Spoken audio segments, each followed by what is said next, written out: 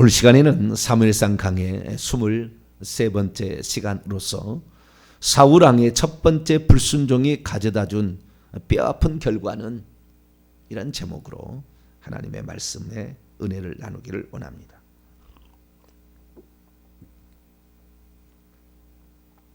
영적인 세계를 모르고 성경을 보는 것과 영적인 세계를 알고 성경을 보는 것은 천양지차의 차이가 납니다.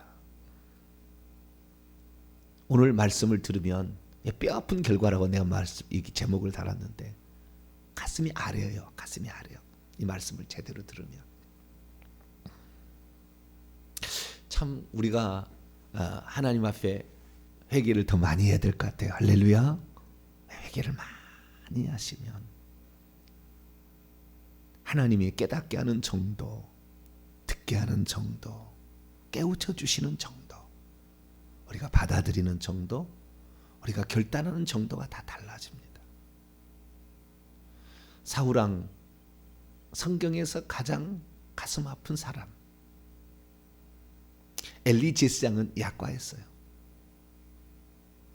엘리 제사장 잘못되니까 사사 끝내버리시잖아요. 그리고 왕을 시작하는데 왕이 시작될 사람이 아직 사실은 오지 않은 거예요. 이 땅에. 사울왕은 플랜 B가 작동된 겁니다.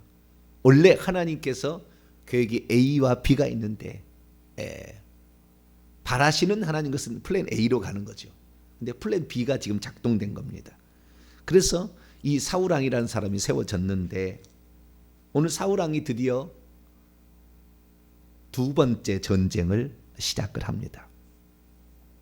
모든 사람들은 이 땅에 어떠한 일들을 감당하며 살아가지만 하나님이 정한 특별한 사람들은 그 분량들을 가지고 있죠. 이 땅에 태어나서 사는 사람도 분량이 또 하나님이 주어집니다. 그래서 자기 나름대로의 사명을 가지고 살아가죠. 사울왕은 천국에서가 아닌 이 땅에서 사명을 받은 독특한 사람의 한 사람입니다. 그러나 마찬가지로 그 사명을 완성했을 때 복은 똑같습니다. 그런데 이 사울왕의 사명은 대체 무엇일까요? 그리고 이 사울왕이 결국에 이 복을 잃어버리게 된 원인은 무엇일까요? 그리고 이 사울왕이 결국에 폐위당하는, 그래서 폐위당해서 버림당하고 죽기까지 된 직접적인 결정타는 대체 무엇일까요? 우리는 성경을 통해서 그 사실을 확인할 수가 있습니다. 자, 사울왕의 사명, 그 사명은 성경에 나와 있습니다. 이게 내가 너를 세운 목적이다라는 거예요. 이게 주님의 종이 정확한 영적인 교통을 가진 자가 알려주는 겁니다. 그래서 너의 사명은 이거다. 어떤 사람은 사명이 이 땅에 없이 태어난 사람도 많아요. 많습니다만은 말씀을 들어보고 내가 이렇게 살아가리라 결단하면 하나님 매우 기뻐하셔요. 아주 매우 기뻐하십니다. 그런데 사울왕에는 그 사명에도 분량이 있었다는 겁니다. 사람마다 그 분량이 다르는 거예요. 근데 사울 왕에게 주어진 그 분량이 있었던 거죠. 자, 9장으로 넘어갑니다. 사무엘상 9장. 주님은 이것을 위해서 이 사람을 불렀고, 이 땅에 있는 사람 부른 거예요. 너를 내가 이렇게 쓰겠다고 결정해서 하나님이 세우신 종이 된 겁니다. 자, 9장 16절입니다. 9장 16절에서 17절. 하나님께서 이 사람에게 주신 사명입니다. 사명 선언문이에요. 이게 그 주의 종을 통하여 영적인 대가들을 통하여 알려주는 거죠. 16절 17절 읽습니다. 시작.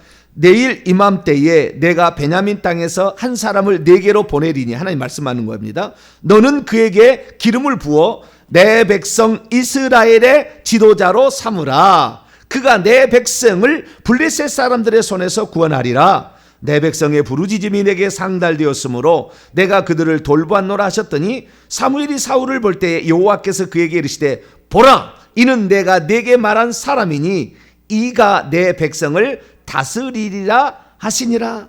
아멘. 이스라엘의 지도자의 사명이에요. 나기드, 이스라엘을 이끌어가는 총 어떤 대장 같은 거예요. 예. 지도자로서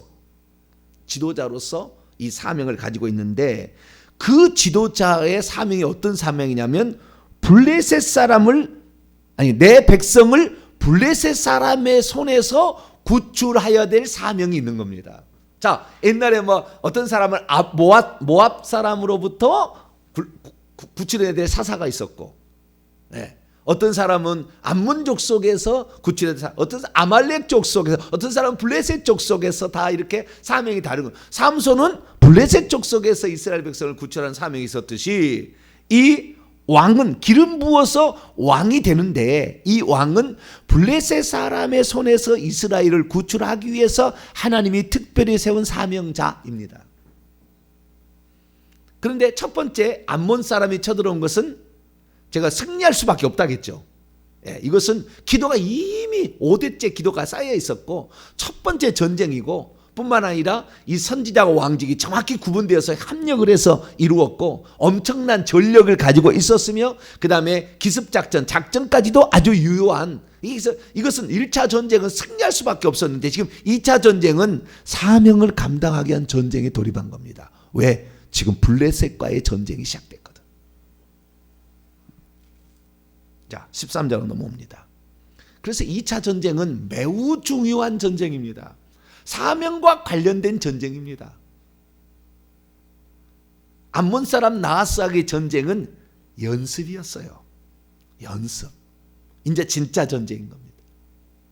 이 전쟁을 어떻게 하느냐가 그의 어쩌면은 왕직의 수명이 결정되는 것입니다.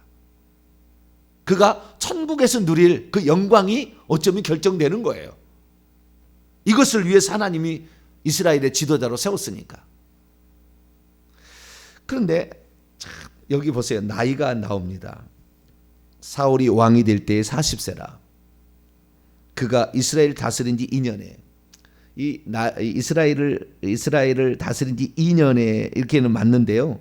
사울이 왕이 될 때 1년이라 이렇게 돼 있거든요. 원문에는 40세라고 안 나와 있어요. 이건 의역입니다. 의역.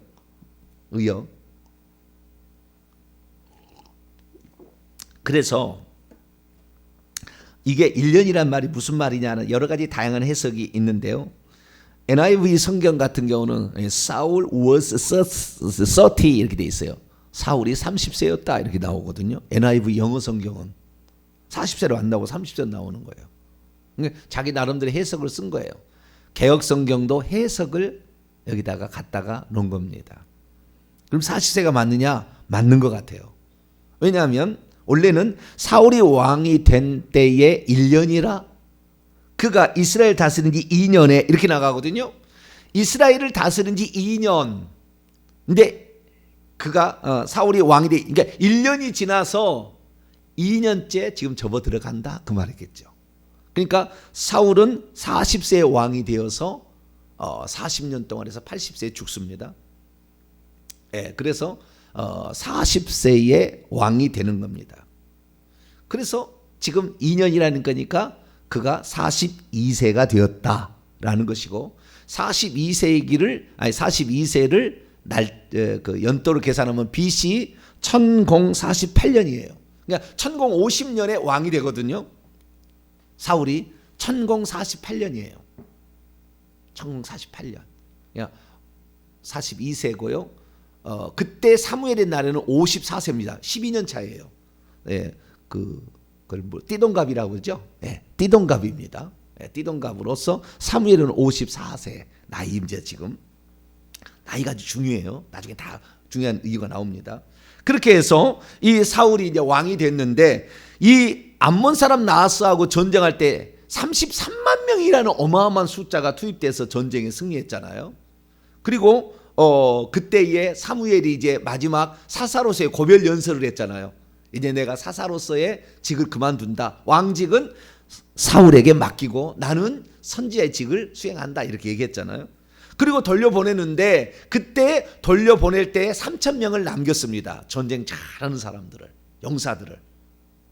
그러니까 일종의 근위병처럼 상비군처럼 한 3,000명을 남겨서 자기에게 2,000명을 따르게 하고 자기 아들 요나단이 처음 등장합니다. 요나단 인물 앞으로 이제 또 살펴봐야 되는데요. 다음 시간에 살펴볼 겁니다. 요나단이 군대 장관입니다.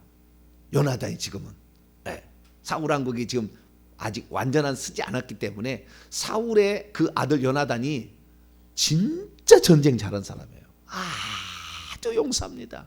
이렇게 전쟁 잘한 사람이 없어요. 그 요나단이 대단한 사람이에요.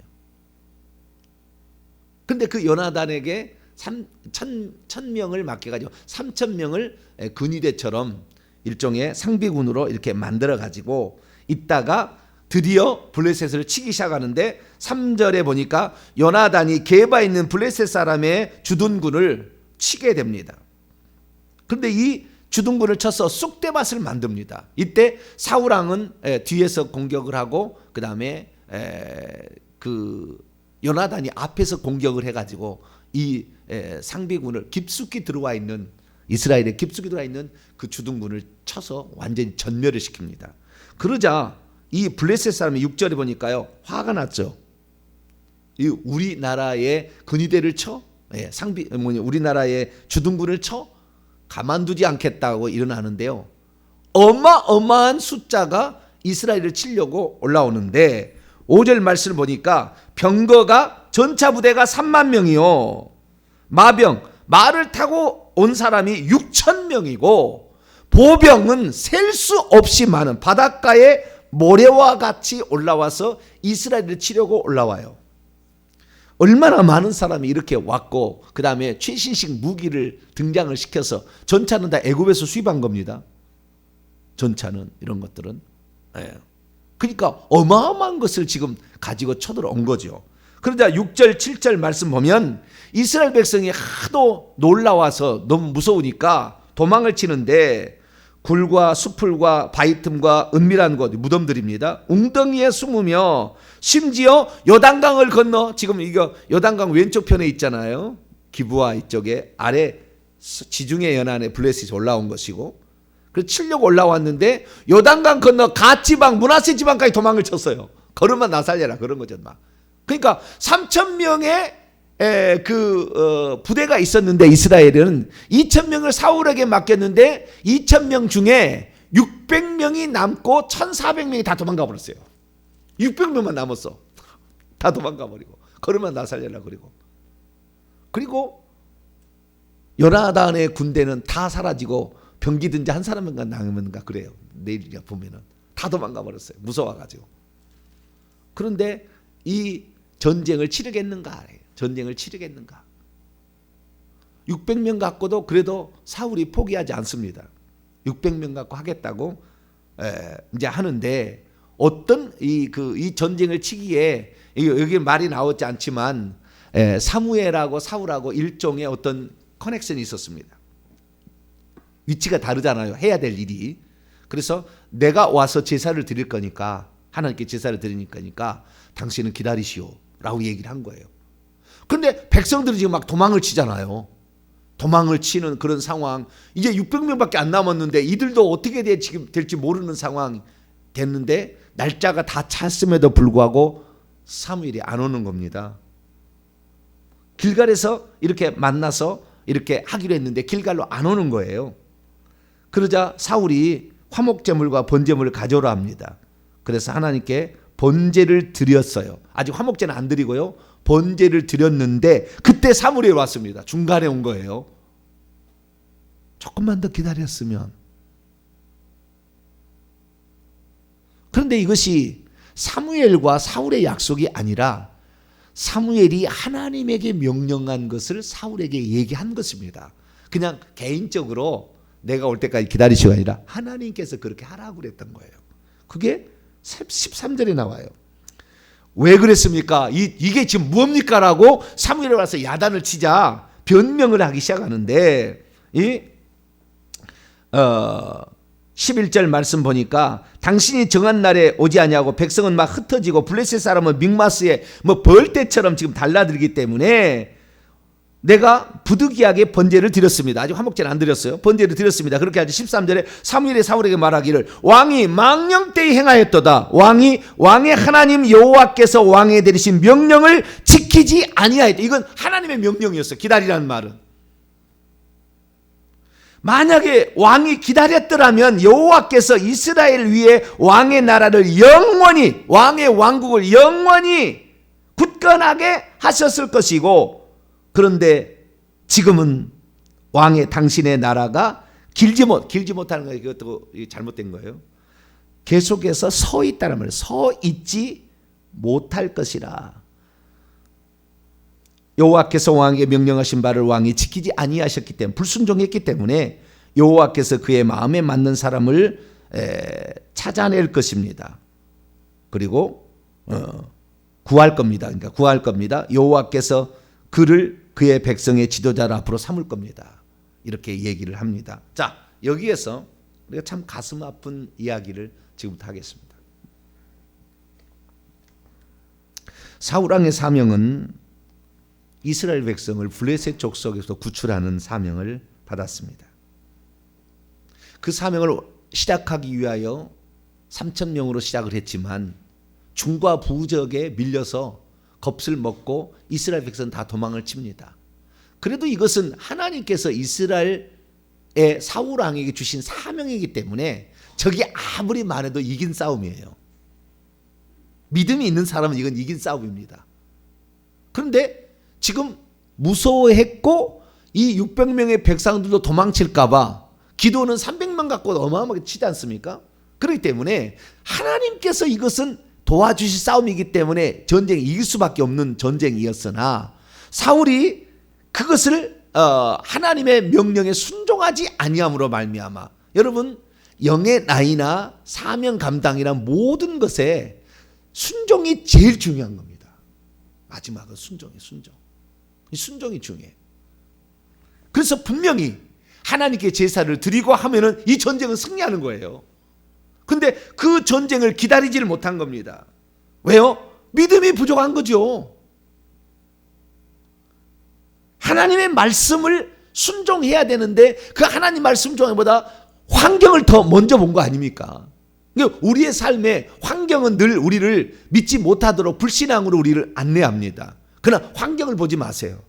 하나님의 약속을 봐야 됩니다. 그리고 그 약속을 내가 붙잡으면은 하나님은 이미 그 전쟁에 승리케 할 수가 있는 거예요. 그런데 그가 하나님의 말씀을 이루기 위하여 선지자가 오도록 기다렸어야 됩니다. 근데 기다리지 못한 거예요. 여러분, 이 기다림이 엄청 더 중요합니다. 하나님의 때가 있는 거예요. 너무 섣불리 달라들어도 그거 그렇게 해서 물론 결국에 이 전쟁은 이기게 됩니다. 대승으로 끝납니다. 나중에 이제 내일 보시면 대승으로 끝나는데, 이 전쟁이 대승으로 끝나지만 왕의 수명이 단축되는 겁니다. 왕의 나라가 계속 이어질 수 있었어요. 왜? 플랜 B가 작동되었지만 하나님이 정한 사람이잖아요. 그리고 처음 정한 사람이잖아요. 거룩한 자예요. 맏아들처럼 거룩한 자예요. 그렇기 때문에 사울왕을 내가 세웠기 때문에, 특히 그의 아들 요나단은 뭐예요? 전쟁에 아주 능한, 내일 보세요. 말할 수 없이 이것 때문에 전쟁에 완전 승리가 이루어집니다. 블레셋이 막 도망치거든요. 그러니까 이 요나단은 병기 한 사람 들고 가서 그냥 20명을 그냥 그 앞에서 죽여버리는 엄청난 전쟁에 능한 자입니다. 그러니까 이 나라가 상당히 많이 지속될 수 있도록 하나님께서는 아들도 배려해서 이 나라의 전쟁 더 잘한 사람, 사울보다 더 전쟁 잘한 사람을 그의 아들로 가지고 있었을 때 불렀다고요. 40세 왕이 되니까. 이미 20살 때는 요나단을 낳았을 거 아닙니까? 늦게 낳아서 30살 낳았을 거 아니에요? 그러니까 이미 요나단이 있을 때 하나님께서 벌써 그 아들까지 생각해서 왕위를 생각하고 그 사람을 불러낸 겁니다. 그런데 결국에 이 왕이 하나님 말씀에 불순종하고 기다리지 못해 그의 때를, 그러니까 하나님을 믿지 못한 거 아닙니까? 환경이 무서웠다는 거 아닙니까? 하나님을 믿지 못하니까 이 두려움이 그를 엄습하니까 이걸 이겨내지 못했던 거예요. 우리는 두려움과 십자가 세우기를 많이 해야 돼요. 우리의 삶의 환경마다 늘 두려움이 앞서요. 내가 두려움과 십자가 세운다. 나에게 두려움을 주는 이 악한 영들과 십자가 세운다. 막 해야 돼요. 그런데 이 사무엘이 그에게 하는 말이, 만약에 당신이 이 여호와의 명령을 지켰더라면, 이 당신이 사명을 이루게 한 이 전쟁인데 그걸 분명히 얘기를 해줬는데, 이것을 만약에 지켰더라면 하나님께서도 당신의 왕국을 영원토록 굳건히 세웠다. 얼마나 많은 왕들이 여기에서 배출될지 모른다 그 말이잖아요. 뿐만 아니라 왕의 나라가 바로 설 거다라고 얘기를 했잖아요. 그리고 그런데 그렇게 지키지 않았기 때문에 여호와께서도 하나님 마음에 받는 사람을 그의 백성의 지도자로 삼을 것이다 얘기했는데, 여러분, 그 사람은 결국에 이 마음에 맞는 사람은 누구예요? 다윗입니다. 근데 여러분 놀라지 마세요. 다윗은 아직 태어나지 않았어요. 다윗은 이 전쟁이 있고 8년 뒤에 태어납니다. BC 1040년에 출생합니다. 사울은 BC 1090년에 출생해서 1050년에 왕이 되고 1048년에 이 전쟁을 하고 있습니다. 그러니까 아직 하나님께서 정한 자를 아직 하늘에서 정한 자를 안 보낸 거예요. 아직 8년 뒤에 있다니까요. 8년 뒤에 태어난다니까 그때. 그러니까 지금 이 말은 무슨 말이냐면, 하나님께서 비록 이 땅에서 플랜 B가 작동되어서 그를 쓰려고 결정을 했지만 아직 하나님께서 보낼 사람을 안 보냈다는 것은 그의 왕국을 얼마나 더 쓰려고 계획했는지는 엄청난 계획이 있었다는 거잖아요. 그런데 엄청난 그 계획을 다윗이 아직 오기 전에, 하나님 마음에 합한 사람이 오기 전에 이미 그를 세워서 그로 하여금 계속해서 왕이 이어지도록 요나단까지 생각해서 그를 왕으로 삼아 놨건을 하나님을 신뢰하지 못하는, 하나님 말씀에 순종하지 못하는, 기다리지 못하는 그 하나의 안타까움 때문에 이스라엘의 다윗의 왕국이 되네, 사울의 왕국이 계속 비교합니다. 사울의 왕국과 다윗의 왕국을 계속 비교하고 나중에 사무엘하까지 가면은. 근데 그 사울의 왕국은 계속 쇠잔해서 줄어들게 되고 다윗의 왕국은 흥황하게 되는 요 상태로 가게 된 그 시작이 여기에 있다는 거예요. 여기. 그러면 이 사울 왕이 이렇게 되었던 그 일은 뭐냐? 그 중요한 것이 뭐냐면요, 월권행위예요. 월권행위.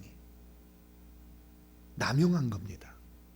그러니까 분명히 사무엘이 어제 이제 우리 주일 오후 찬양님이 이 말씀을 했지만, 사무엘이 원래는 내가 다 왕권도 가지고 있었고 선지자도 갖고 있고 제사장도 갖고 있었다, 내가 다. 그런데 이제 하나님께서 이 이스라엘 백성이 전쟁에서 승리하는 왕직을 요구함으로 왕권을 넘긴다고 왕권 넘겼잖아요. 그러면서 이제 그러니까 그것을 넘기는 사무엘도 대단하지 않습니까? 자기가 가지고 있는 권력을 그냥 내려놓기가 쉽지 않아요. 근데 기꺼이 내려놓는 거예요. 왜? 하나님의 명령이니까. 그래서 사울 왕에게 이 명령을 내렸으면 왕은 왕으로서의 그 직능을 잘 수행해야 됩니다. 그 사명이니까. 너에게 이스라엘의 지도자로 세운다고 그랬지 영적인 이런 방면이 아니다 그 말이에요. 그러면 이 두 가지가 연합으로 통해서 잘 해야 되는 겁니다. 지체들이 서로 연합하듯이. 그래서 그 역할을 잘 감당해야 되는데, 그 제사를 드리는 것도 하나님이, 결국에는 누가 드리든 제사는 드려야 되는 거거든요. 그런데 그 제사를 드리는 역할을 하나님께서 사무엘 선지자에게 맡겼고, 그리고 전쟁하는 것은 사울 왕에게 맡겼는데, 그 월권을 행위를 통하여 자기가 제사를 드려버리는 그 일로 말미암아 자기에게 부여된 엄청난 사울의 왕국의 영광스러운 그 미래를 다 까먹고 잃어버리게 된다. 우리는 내가 할 수 있는 분량 그 이상 해서 가랭이 찢어집니다. 내가 할 수 있는 거 해야 되는 거예요. 네. 나에게 맡겨진 사명들을 해야 되는 거예요. 그 사명을 완수하기에 환경이 벌떼처럼 있고 전차 부대가 있다 할지라도 하나님께서 주신 사명은 이루어지게 돼 있어요. 할렐루야. 그거 믿고 그 믿음으로 가지고 오면 그것은 하나님이 이루시는 거라고요. 하나님이. 그런데 사람들은 환경을 보고 내가 이렇게 안 되지 나는 이렇게 포기해버리는 거예요. 그 사명을. 뿐만 아니라 그 은혜를 주시려고 하나님이 했는데 그 자기에게 이상한 걸 다른 것까지도 자기가 차지하려고 하다가 결국에 자기의 것까지 다 잃어버리게 되는 엄청난 실수를 저지르게 된다라는 것입니다. 무엇보다 더 안타까운 것은 이거예요. 뭐냐면은 사울에게 사무엘이 와서 이게 무슨 일입니까 지금? 라고 얘기를 했을 때 사울은 계속해서 변명만 합니다. 계속 변명만 합니다. 다윗은 나단 선지자가 와서 따가면 그 앞에 무릎을 탁 꿇어요. 나단 선지자 그 앞에서 장군 처리하시오. 그날 끝내버릴 수 있다고요. 다윗이 얼마나 지금 다윗도 전쟁에 능한 자고 그 다음에 군사력이 얼마나 강한 자인데 그런데도 나단 선지자가 와서 탁 얘기하면 그 앞에서 무릎을 탁 꿇어버립니다. 바로 하나님 앞에 바로 하나님을 두려워할 줄 알고 하나님 앞에 바로 그렇게 자기를 낮추고 회개를 한 거예요. 요가 둥둥 떠다니도록 시편 6편에 보니까 요가 둥둥 떠다니도록 눈물로 하나님께 통곡을 하면서 이렇게 했다는 거예요. 그런데 사울은 끝까지 변명입니다. 어쩔 수 없었다는 거잖아요. 끝까지 변명이에요. 바로 무릎을 꿇어야지. 무엇인가를 책망을 하면 바로 무릎을 꿇어야지. 계속 변명을 하는 거예요. 계속 변명을. 이런 사람 하나님 안 쓰는 거예요. 쓰려고 했다니까 하나님의 계획은 아직 다윗 이 땅에 보냈지 않았다니까요. 요나단을 통해서 계속 왕통이 이어지도록 하나님 계획하고 있었다니까요. 그런데 그 계획을 하루아침에 물거품 되게 만들어 버리는 거예요. 그것은 무엇입니까? 잘못을 책망했을 때 즉시 회개했더라면 달라지는 겁니다. 자, 열왕기하 20장을 한번 볼까요? 책망을 하고 있다는 것은요, 기회를 준다는 겁니다. 네. 책망을 한다는 건 기회를 주는 거예요. 기회 안 주려면 바로 그냥 없애버리는 거예요. 책망을 한다는 것은 회개할 기회를 준다는 겁니다. 다른 게 아니라고요. 책망을 할 때는 회개할 기회를 준다는 말이에요. 그러면은 바꿀 수 있다는 거예요. 지금 하나님이 진노를 했어도. 자, 보세요. 히스기야 왕 때 일입니다. 열왕기하 20장 1절에 히스기야 병들어 죽게 생겼습니다. 아모스의 아들 선지자 이사야가 그에게 나가서 말하죠. 너는 집을 정리하시오. 당신이 죽고 살지 못할 겁니다. 당신 죽을 병에 걸렸습니다. 그러면 어떻게 돼요? 이게 뭐요? 진짜 죽인다는 말일까요? 살 수 있는 기회가 지금 있으니까 그걸 붙잡으라는 얘기일까요? 사울왕은 이 말을 듣고 뭐요? 변명을 계속하고 있다 그 말이에요. 그런데 이 히스기야는 뭐냐? 그때부터 벽을 낫으로 향하여 눈물로 통곡하며 기도합니다. 여기 당연히 회개는 들어갔겠죠. 5절에 보니까요, 여호와의 말씀이 내가 내 기도를 들었고 내 눈물을 보았노라.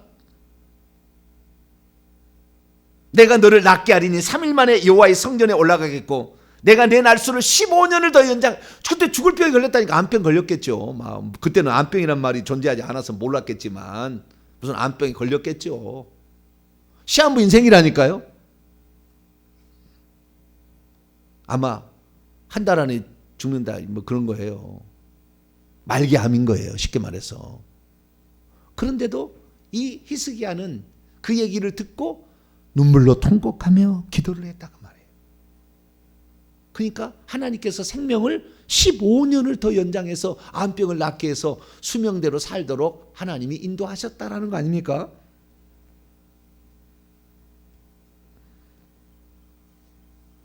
그러니까 이 사울왕에게 여러 가지 기회들이 있었던 겁니다.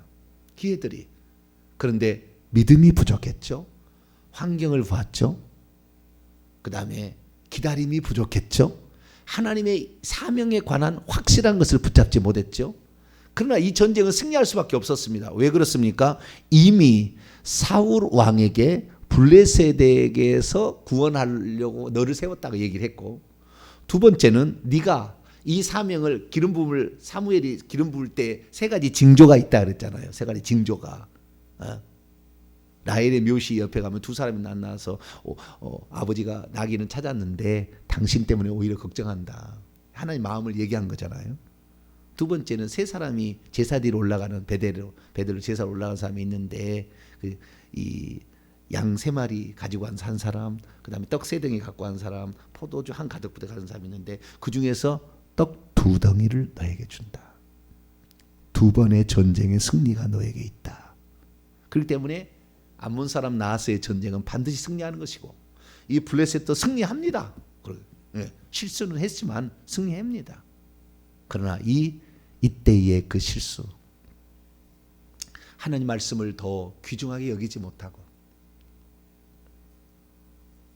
환경을 보고 하나님 말씀에 불순종하며 자기에게 주어진 철저하게 분리해라라는 그 자기의 주의를 벗어 남용을 하고 월권을 해서 자기의 승리를 위해서 남의 것까지 다 끌어모아서 자기가 해버리는 이러한 일까지 함으로 말미암아 하나님은 그를 결국에 그에게 오늘은 뭡니까? 너의 나라가 너희가 서지 못할 것이다. 이미 서게 되도록 작정되어 있었는데도 불구하고 결국에 그의 나라가 서지 못한, 그의 나라가 선다는 것은요, 그의 아들 때까지는 간다는 얘기예요. 요나단까지 왕이었다니까요. 하나님 계획 속에는. 그런데 요나단까지 가지 못하고, 그래서 사울 왕과 이 요나단이 길보아 산에서 마지막 죽어갔던 것을 들었을 때 활의 노래를 부르면서 활의 노래잖아요. 슬퍼하면서 다윗이 노래를 지어서 부른 게 사무엘하 1장에 나와요. 너무 슬프다. 너무 슬프다.